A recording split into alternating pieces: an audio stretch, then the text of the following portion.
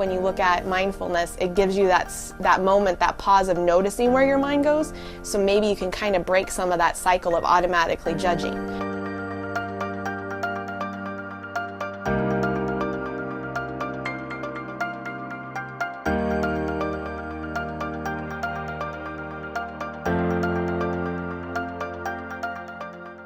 Children and teens aren't necessarily very kind to themselves, particularly teens.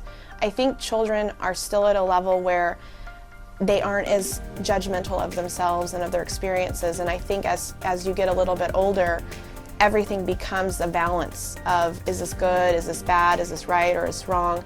And our brain kind of categorizes things, which makes it easier to be judgmental. And so I think when you look at mindfulness, it gives you that moment, that pause of noticing where your mind goes, so maybe you can kind of break some of that cycle of automatically judging.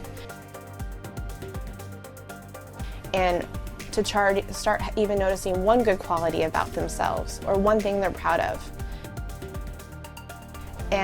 Or not starting to compare themselves to a standard that are unrealistic expectations of what's perfect, because that doesn't exist for anybody.